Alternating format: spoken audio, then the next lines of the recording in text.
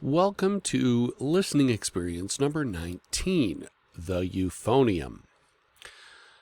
I get asked often, when I'm asked about the difference between euphonium and baritone, what is the difference between a euphonium and a baritone? Well, they're pretty much the same instrument with one major difference. One is conical and one is cylindrical.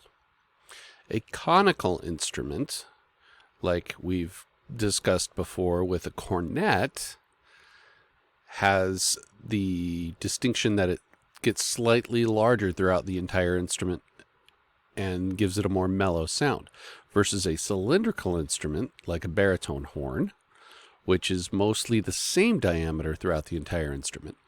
So a euphonium is a conical instrument and a baritone is a cylindrical instrument. They are played the same way, but they make a slightly different tone quality.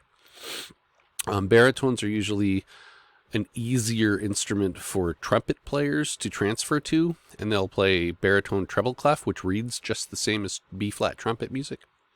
And euphonium has a slightly larger bore, and it's usually easier for trombone players and tuba players to transfer to, because it typically reads in bass clef. The oldest known predecessor of all low brass instruments was this fun thing called the serpent. And it's called that because it looks like a big black snake. It has keys on it, kind of like a saxophone with pads. My friend Leonard plays one. He's the principal tuba player in the Spokane Symphony, but yeah, he's into really old instruments. The modern concert euphonium is pitched in the key of concert B flat. However, it reads in bass clef, so you read B flat as B flat. If you were to read it in treble clef, it would be a transposing instrument. Don't worry about that too much. Just know that it's a concert B flat instrument. So all the valves open. Low note, you'll get a B flat.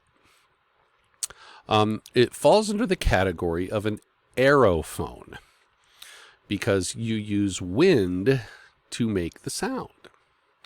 Your lips are what actually vibrates, but it's the generation of the sound with your air is why it is called an aerophone. The modern euphonium was developed in 1843, and the guy that gets credit for that, his name was Ferdinand Sommer, S-O-M-M-E-R. There's a picture of him there on the little quiz you've got, and they were primarily used in brass bands. The name euphonium means sweet sounding, like euphonious sounds are sweet. The instrument that was patented or invented 1843, which is the true ancestor of the modern euphonium. It was called the Euphonion. It had rotary valves instead of pistons. Like if you look at a French horn, how the valves twist rather than going up and down. So Euphonion is the actual precursor to the modern euphonium. It was first used in military bands in the middle of the 19th century, and there are plenty of examples of that. Easier to march with than a trombone, frankly. The first major composer to use the euphonium in an orchestral score was Richard Strauss. I think it was ein Heldenleben, one of his operas, which he translated into the concert stage. It was also used by Gustav Holst, but that was a little bit later. He used it in the Mars and the planets. The person we're going to watch play today, his name is Brian Bowman, and he holds the distinction of being the very first person to hold a euphonium recital in Carnegie Hall in 1976. That's kind of a big deal. Your premier recital in Carnegie Hall assumes that you have now made it in the world of professional music and everybody knows your name. So, okay, we are going to look at his recording of Napoli variations. This is with a high school, but it's quite impressive. And here we go. Let's make this full screen.